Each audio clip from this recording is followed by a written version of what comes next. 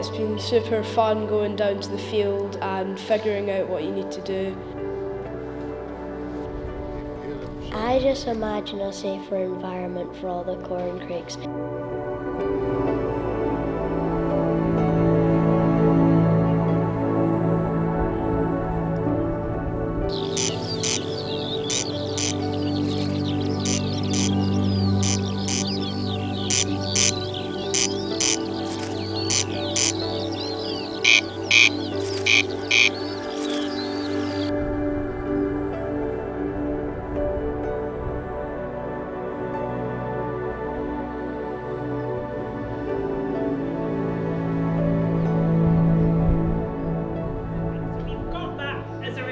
So those amazing questions that you did without any of my help, and I said that you can just have my job, so that's fine.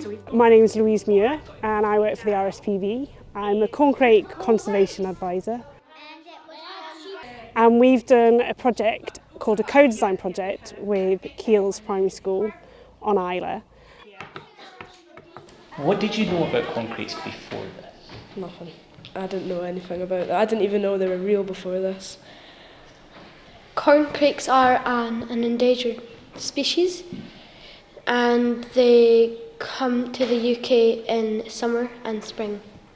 We're learning a project about them because they're nearly going to be extinct. So you're going to be senior agents today with your management plan in the afternoon, right? That's the underground. And then they thought, but we actually want to go a bit further. Why can't we get our own bit of ground to do some corncrake conservation? I've called them my Corncrake conservation agents. Our special agents. It should so happen the farmer next door thought this was a great idea and has agreed to let the kids have a bit of his farm that they can manage for corncrakes. Further up the field, up the top, every year we used to get maybe 2 pairs. Donald Fletcher is my name. I am the tenant farmer of Persibus Farm.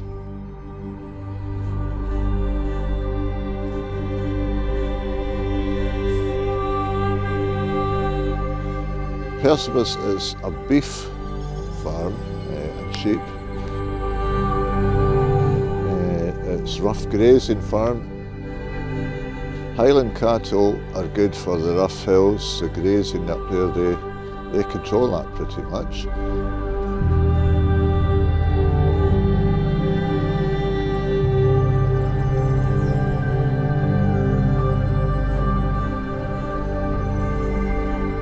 In by for the sheep, it's a wee bit easier for them down by.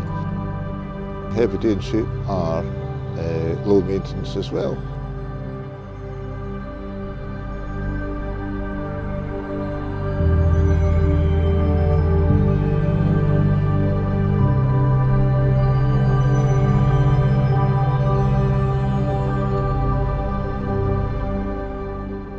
We've been given some land and we've been today we've been looking at the field and seeing what we can do and how to make it more safe for the corncrakes and in the future how they could lay eggs and there and just live there happily. The kids have learned that when corncrakes arrive in April, they need something called early cover. So they need the vegetation to be long in April, May. And the part of the field that the farmer's given, they're hoping to create all these early cover species. So they've been here and they've had a look and they've worked out what the corncrake might need. And we've got, maybe 1/4 acre of ground, like a small parcel, a corner of his field, and which will be managed exclusively for corncrakes. Thank you! See you now, holidays. It's a few years since I was that age, but I went to that same school, and funnily enough, the school playground, when the kids are out playing, we can hear them at our farmhouse, and it takes me back to my children. So in that respect, I think it's just great to see them, great to recognise faces. and know, that they're the future. If you imagine, right, in your mind, what it might look like by the time you're finished. Probably like Good. the best thing you've ever seen. And best for corn Probably crakes. about like 10 corncrakes. And there might be other species like rabbits and Hares. stuff. Hares. It's not actual hair, I mean a bunny rabbit.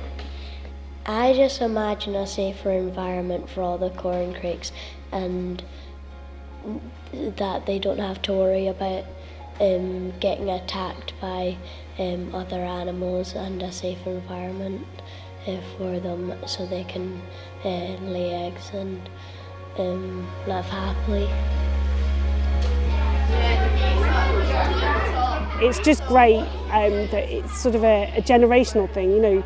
Years ago, everybody on Islet would hear corncrakes, and we've probably only got sort of 25, 30 calling males at the moment. And I'm really hoping that these kids will be able to hear these corncrakes calling from their school, and they'll be able to tell this story to their friends and their family and their family's family, and it'll sort of go out throughout Isla, and who knows where it'll end up.